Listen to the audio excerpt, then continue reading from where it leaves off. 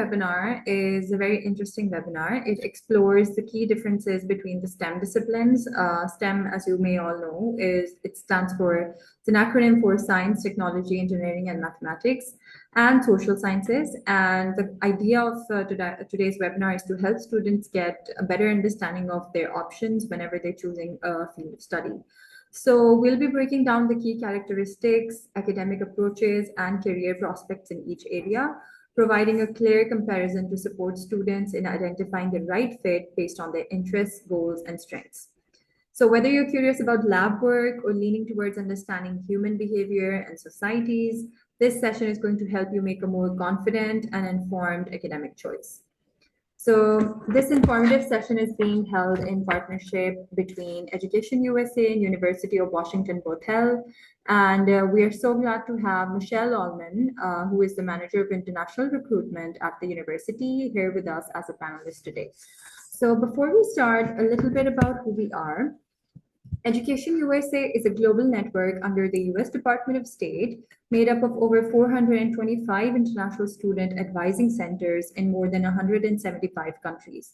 We are your official source to US higher education through Education USA advisors, working with advisees to provide updated, comprehensive, and unbiased information on higher education in the United States. In Pakistan, we are part of the United States Educational Foundation, USEFP, which is also the Fulbright Commission in the country.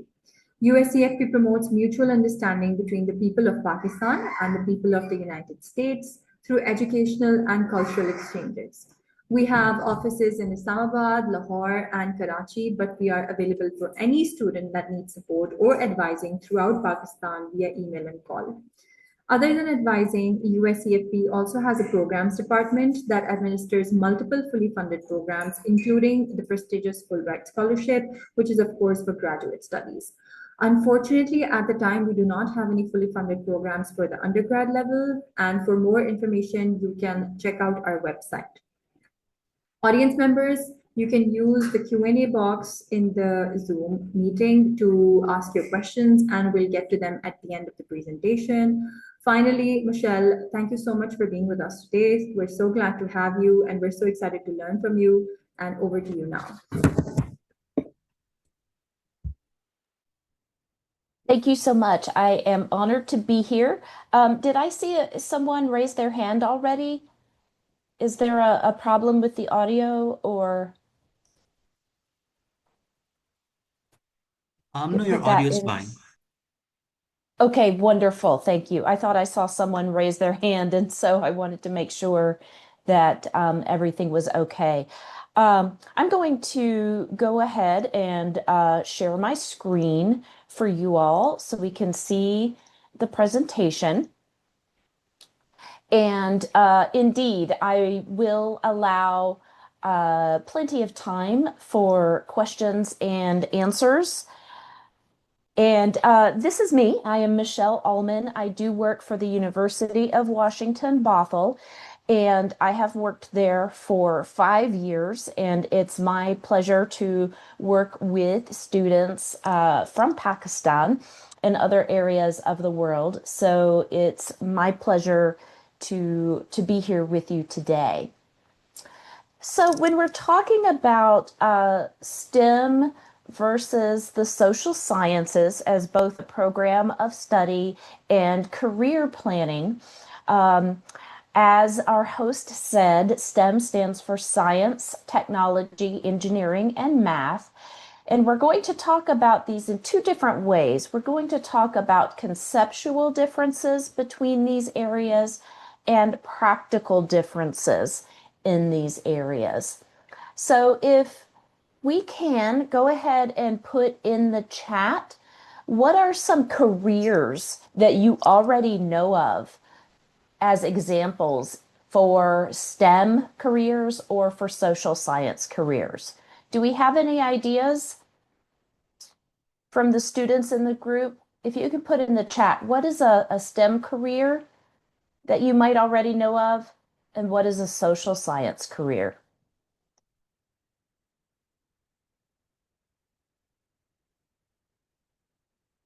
Yes, go ahead.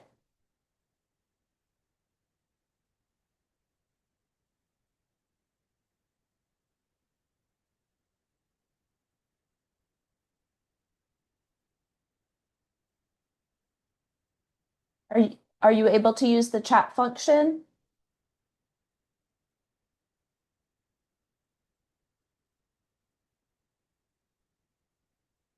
Yes, a STEM career is computer science, data sciences, engineering. Oh, okay, the chat is disabled. Thank you so much, Kamran. Information technology. Exactly. Thank you for putting those in the question box. That's helpful.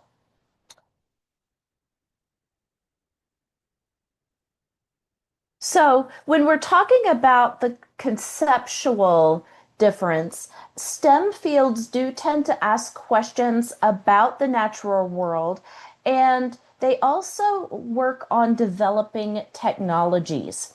So, you already mentioned computer science. So, of course, that's a very fast moving industry in the world right now. And so, that is a developing things related to AI, for example, artificial intelligence. They tend to use empirical research and quantitative analysis. So, analysis related to numbers and using controlled experiments and reproducible results. So, for example, experiments that are very popular in US universities right now are things like robotics contests. So, engineers are building and experimenting with robots, with the computer science necessary to program those. And those is on how to best do those. And then you try to reproduce your results. Are you able to do the research and do something that shows the best way of doing that? And we have already seen some examples. I also want to mention STEM fields in the biological sciences, for example. So, chemistry and chemical experimentation, biology, the medical fields are STEM fields. So, becoming a doctor, for example, is a scientific area that we didn't mention in our examples before. On the other hand, social sciences tend to study human behavior in societies. So there you can use qualitative analysis. So rather than numbers, you may be seeing how groups of people feel about a certain thing or their perceptions of a certain thing. So here, interviews and case studies can be very valuable in research. So some may not really think of social sciences as an area where you do a lot of research. We might think of research as being in a lab with a microscope or measuring things, but social sciences are also big areas of research. So the results of this research may contribute to understanding our societies and finding solutions to social problems. So we talked about and we found some ideas of careers in social sciences. Excuse me, in STEM areas. If you can put in the box, what are some ideas of careers in social sciences? Anyone have any ideas?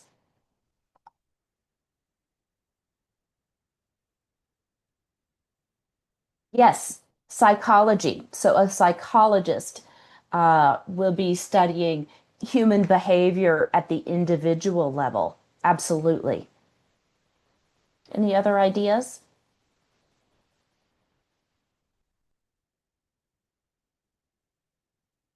We'll talk about some more when we get to that point. Thank you for participating. So those are the big picture differences between STEM fields and social sciences. Oh, I do see some more feedback in the chat. Political science, absolutely. And I've already gotten rid of my share screen. Sorry about that. Let's share.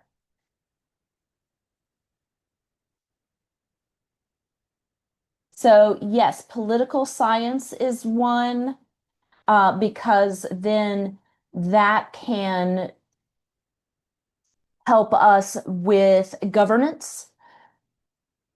For example, policy making is definitely one that relates to social science. Law is absolutely one, sociologist.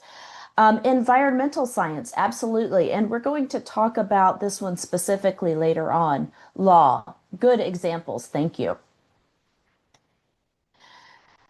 So some of the practical implications. So STEM coursework tends to involve advanced math and science. So you might see courses, for example, like advanced calculus, differential equations, organic chemistry, inorganic chemistry. These are the types of courses that students will be taking in a STEM field. Another practical consideration is that in universities and colleges in the United States, STEM programs might be capacity constrained. So, what does that mean? It means that often there are more students than there are seats at the university. So, once you enter a university, you might have to compete for a seat in that major, or popular universities may have only a certain number of students that they will admit to a STEM program because there are more students than there are seats available. So that's something to keep in mind. STEM salaries may be higher. So engineers, doctors, computer scientists do attract some of the best salaries across the world. So that can be a consideration for students. You may already know about the OPT, optional practical training. That is the ability for students to work in the United States for 1 year after they complete their program. There is an extension of 3 years that is available to students who graduate from certain STEM programs. There is a list. It's called the STEM Designated Degree List, and that is where students can see if the program that they're in is eligible for that work permission extension. But not all areas that we might think of as STEM are eligible for the extension. So it's important to check about those in advance. So, for example, biology, chemistry, the medical doctor fields are eligible for an OPT extension, but nursing, even though that's also a medical field, is not eligible for the extension. There also might be some more scholarship money for STEM fields. So, national governments, regional governments, sometimes they will provide scholarship money for students studying in STEM fields. A very popular example, for example, is in Saudi Arabia. The government will provide scholarships for students to study engineering in the United States.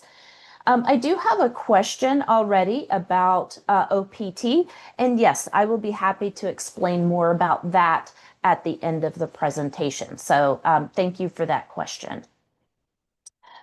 So one thing that I wanted to go back to is this first point. I do, at my university, see students who are interested in, for example, being in the medical field, being a medical doctor, or computer science, but math and science are not their strength. So they have a difficulty with the advanced math classes, with the chemistry classes, and those are examples where I think sometimes the desire doesn't match the strength of the student.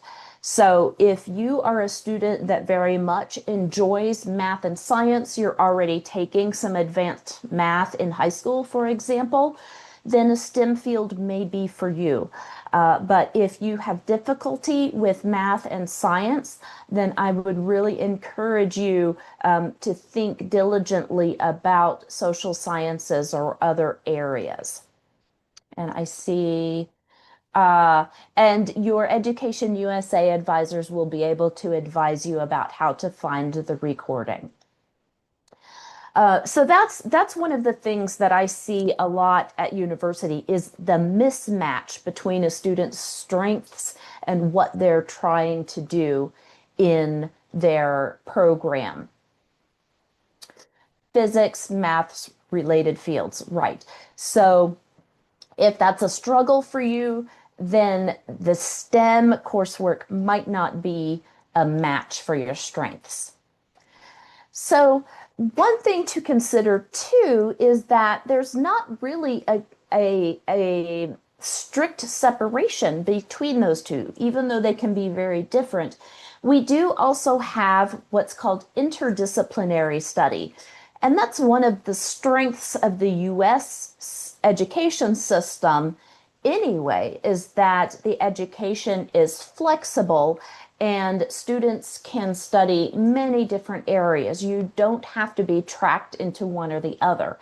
So these are areas that combine some aspects of STEM and some aspects of social science.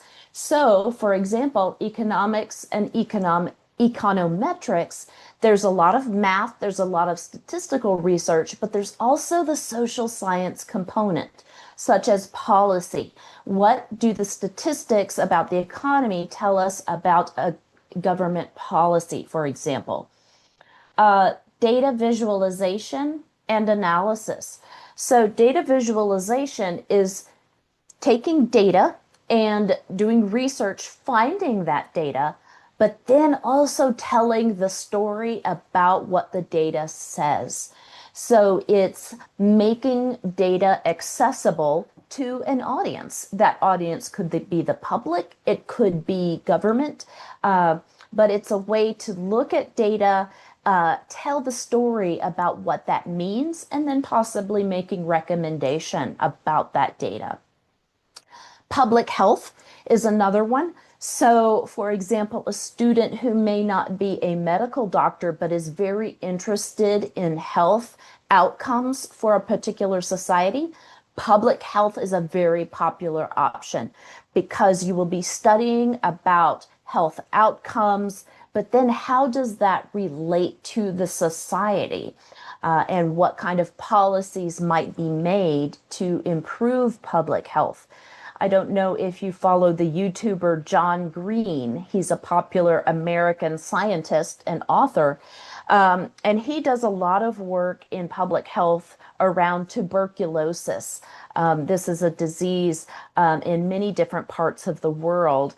And studying epidemiology, the study of disease, but also how does it affect society? What can society do to improve the situation around tuberculosis worldwide? So that's an example of public health. Sustainability studies. So in the question box, I saw the question about environmental science. That often is an interdisciplinary field because it's the science and the STEM sciences around the environment, weather, climate, many different things that are geology, that are related to a STEM field, but then also how does that relate to society? What changes can societies and individuals make to improve the environment? How can environmental sciences influence governments to make policies? These are all ways that they fit together and make an interdisciplinary study. So sustainability, environmental science can actually be both. And then related to the STEM extension of OPT, which I'll talk about a little bit more, these interdisciplinary studies, sometimes they qualify for the extension and sometimes they don't. So it depends on the codes that the university is using for those majors with the United States government. So if you're interested in fields like this, then it's important to work with your university to find out if they qualify for the extension. So here we have the information on how to connect and ask questions with Education USA. And so I will go back and address the questions that we have in the box already. And then please do put your other questions in the box because we have the majority of the time for your questions. So OPT, optional practical training. When a student, an international student, is studying in the United States, they have certain advantages and certain ways that they can take advantage of benefits. So while a student is studying at the university, the student can work on campus without any other additional authorization. So if you were to get a job on campus, you can do that with the visa type as a student. Now, the off-campus work is limited. So OPT, we recommend at least 3 months before graduation. So this is after you have completed your program of study, about 3 months before you complete that study, you apply to the U.S. government for the OPT optional practical training permission. When that permission is granted, you receive a card in the mail, and that shows that you are eligible to work. Now, the restriction is that you must work in a job directly related to your major field of study. So, for example, if you have majored and graduate in chemistry, your OPT job must be in chemistry in your job duties. Same thing for computer science. If you have a computer science degree, then you must work in that field. Where I see students have some confusions or have some difficulties is they may have a major like economics or business and find an opportunity in computer science, for example. Unfortunately, that cannot be done. If you have a business degree, you must be working in business. And so after the OPT year, students in those STEM fields, if the major is on the list, they can then apply to the government again for that extension. Again, that application takes about 3 months, so it must be done in advance. And for all of these applications, the OPT and the STEM OPT extension, your university will help you to make that application. They will provide the documents needed to do that. And it's usually the International Student Services Office that will help you. And you should be in touch with your International Student Services Office anyway, because they are helping you with your visa documents. So your advisors there will be some of the most helpful people on your campus. So the STEM OPT, the OPT work permission, getting the permission card, all of that is done towards the end of your academic program, and your International Student Services Office will help you with that. Okay, so here is a great question. I'm passionate about medicine, but I also want to study business, data analysis, and AI since data-driven decisions are crucial and my future business idea ties into AI. How can I balance or integrate these fields for a successful career? That's a very good question. So, one of the ways that you can do that is to use your AI and data studies around a research topic in medicine. So you can combine those things. So when you're doing research projects, you're working with professors, then you can combine your research ideas. Um, the difficulty is that business by itself and medicine by themselves are very different paths in terms of the courses that you would be taking at a university. So, as I mentioned, medicine, you're going to have your biology, chemistry, anatomy, those types of classes, and then data driven and AI, the computer science classes are going to be very different classes. This is not to say that it's not possible, but one of the things when you're selecting a university is to see how effective is that university at accommodating interdisciplinary interests. So, for example, some universities, if you have a statistics requirement, for example, you are required to take statistics. Some universities will allow you to take that statistics class from any department. So, the biology department might have a statistics class, and the business school might have a statistics class, and you could take any of those. Other universities are very divided. So, if you have a business only take the statistics class from the business school. Okay, so looking at universities that can accommodate those different interests will be important for you.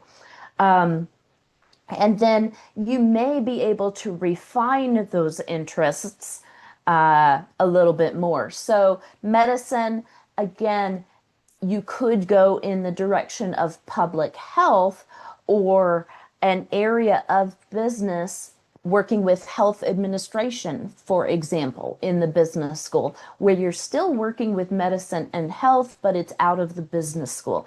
So there are a number of different ways that you can do that. Your selection of university is going to be really important in how well you can combine those programs to have a fulfilling career that you're very interested in. Okay.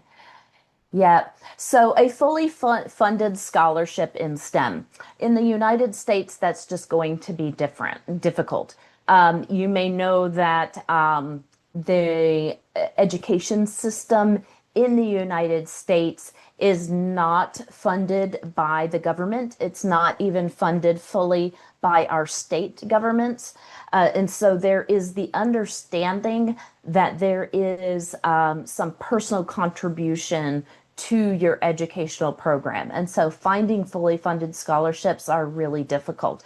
I advise you to be working with your Education USA advisors there in Pakistan because they will know what type of opportunities there are for students from your country, if there are country scholarships, and then if there are colleges or universities in the US that do offer scholarships. So, for example, my university, we do offer scholarships for international students, but they are not fully funded, unfortunately.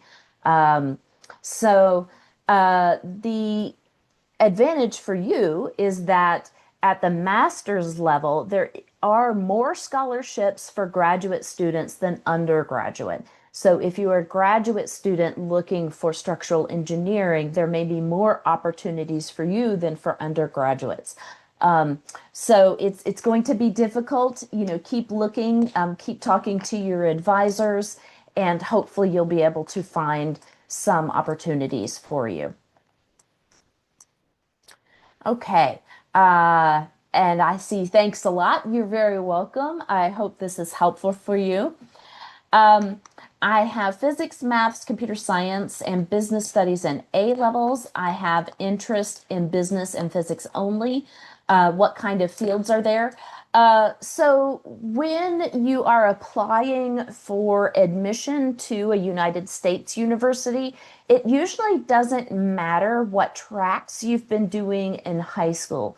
It's just important that you have graduated from high school and that you have some of the basic courses.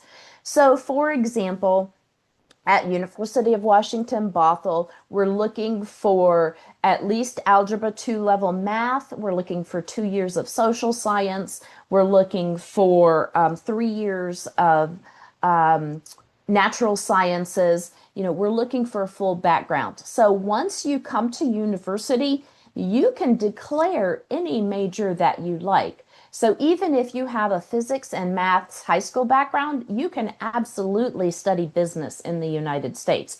And vice versa. If you're on a commerce track in high school, you can come to university and study a STEM degree.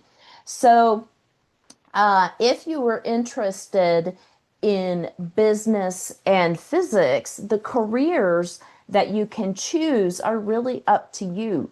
So, for example, if you wanted to create a business related to solving problems in physics, then you could create that business. Physics, we see things like aerospace engineering, takes a lot of physics. So part of it is, which direction do you want to look at for your future? Do you have careers in mind that look interesting? And so you want to work backwards and see what programs to study to get to that career? Or do you have programs that are interesting? You'll study those programs and then you'll learn more about the careers that are available. You can approach it from either direction. One thing that I also advise students is when they're in the university and they're taking classes, to talk with your professors. Your professors have such a good idea of what is on the cutting edge of their fields. So they may have some interesting ideas about what students have done in the past. So if you were interested in physics, for example, I would say, go to the University of Washington Bothell professor of physics and say, ask them, what kind of interesting internships have your students done recently? What are some interesting careers that your students have done? And that way you can get a better sense of what is available and what might be interesting to you. Also, your location matters as well. So if you're interested in coming back to your home country of Pakistan, doing the research to find out, what interesting topics are physicists, professionals in physics doing in your country, because those opportunities might be slightly different than what you might find in the United States. So there's a lot of different ways that you can research what careers are available in your interests. Does the University of Washington accept GED students? That's a really excellent question. We do, in some situations. The main thing is that we do need to see certain years of education. So sometimes it's not a good fit, but if you can show the Algebra 2 level work, if you can show a couple of years of social science, for example, then it is possible to gain admission at the University of Washington. Sometimes in this case, we might recommend for a student, if they don't have those years of education, to attend a community college first. You may know that community colleges offer the first 2 years of the undergraduate education. And so, for example, if you were missing a year of math, you could attend a community college, take your math courses there, and then transfer to the University of Washington. So those are possible. Could you differentiate the scope between software engineering and computer science briefly? That's a good question. And to be honest, I am not an expert in those fields. So I unfortunately don't have a lot of perspective on it. You will find, for example, at my university, those two are combined. So our degree is actually CSSE. computer science, and software engineering. So you would have both of those at the University of Washington. I know that some have more of an emphasis on coding and programming.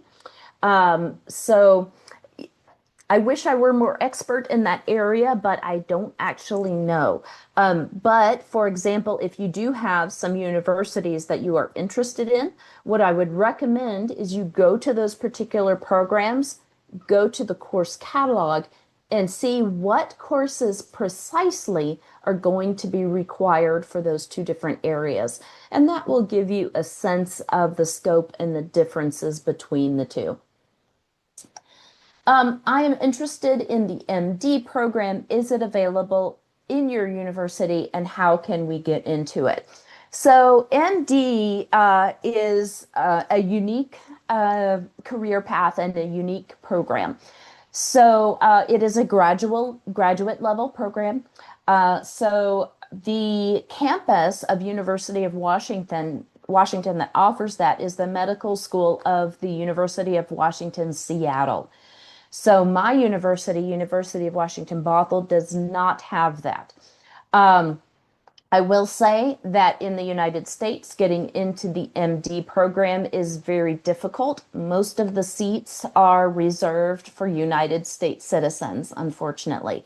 So we talked about capacity constraints. MD programs are capacity constrained programs. They have a limited number of seats, and so you are competing with all of the students who also want to be in those MD programs. Also, you need to decide where it is that you wish to practice because there are licensure issues there. Doctors cannot just work in any country. You have to be licensed for that country. So if you are interested in coming back and being an MD in Pakistan, you would need to make sure that your education in another country will actually be accepted in your country. So for example, in the United States, it doesn't work the other way.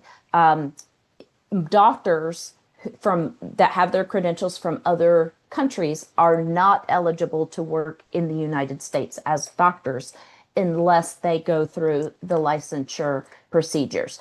So that is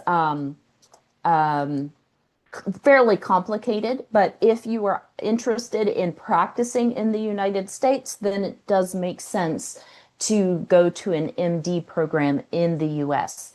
So how to get in? You must already have an undergraduate degree.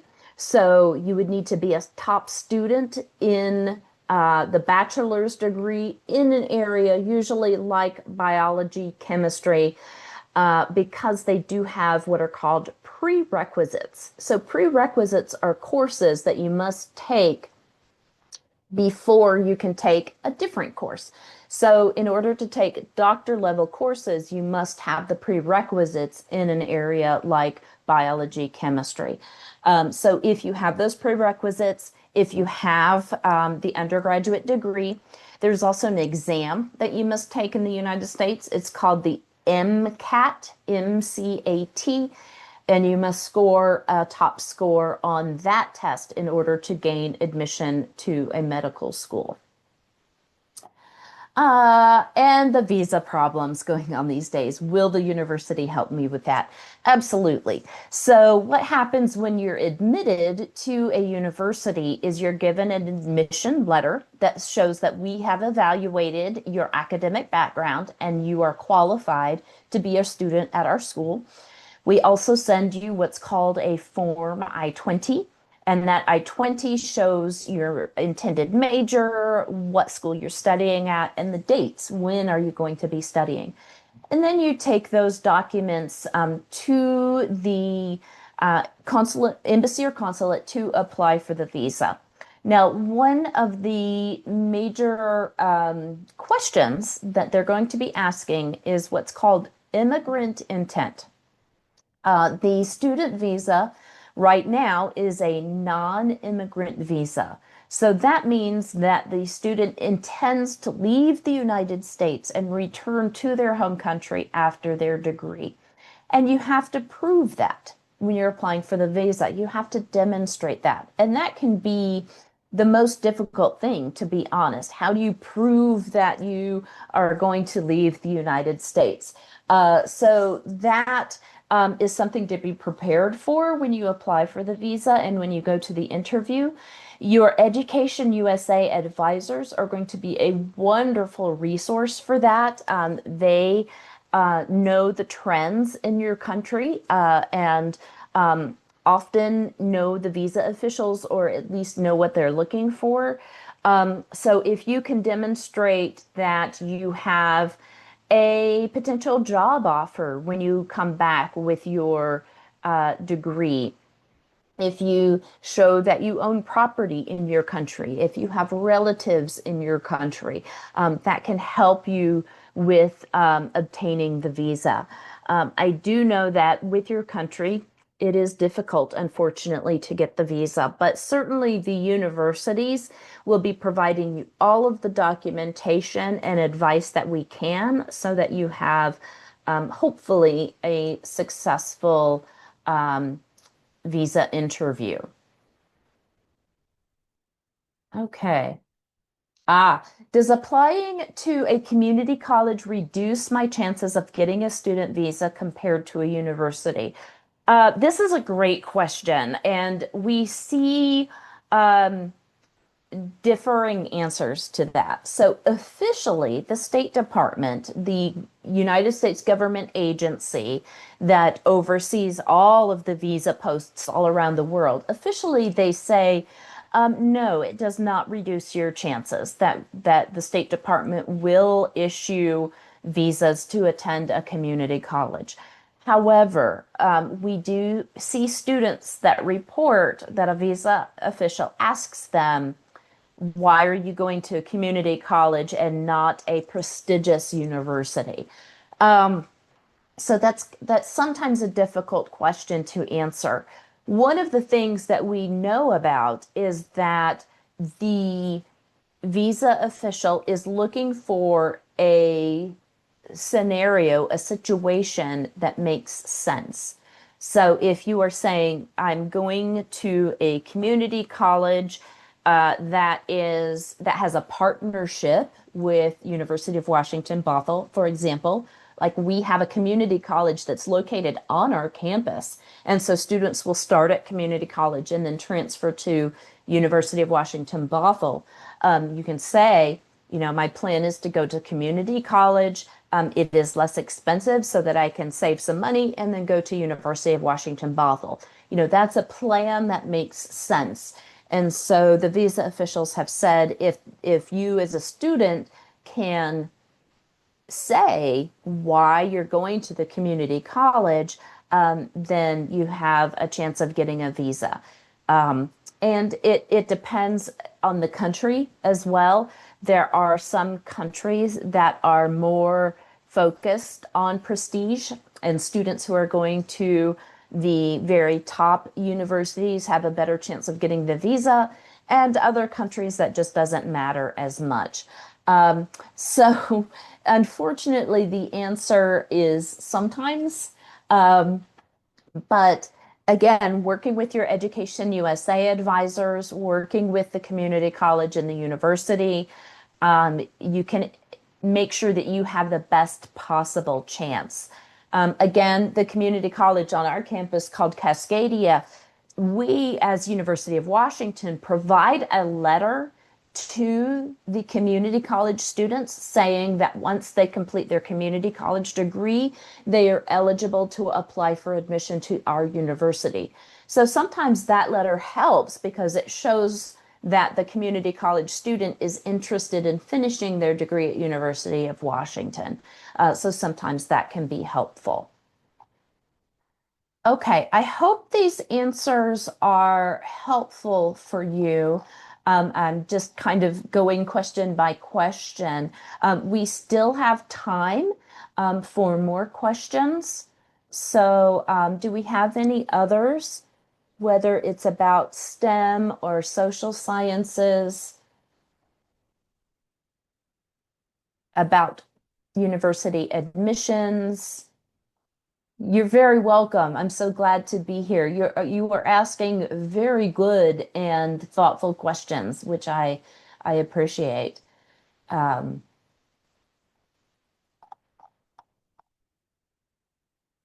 and then for the Education USA advisors, if you have questions or if there is a um, information point that I omitted, if there's something you wanted to mention that I forgot, we can take this time to do that.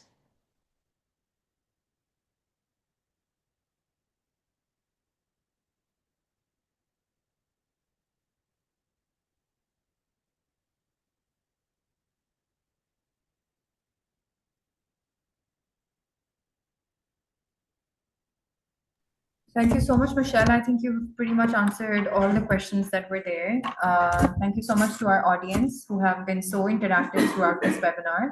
If you have any other questions, the audience members, you have already agreed to share your information with the University of Washington Bothell if they need that.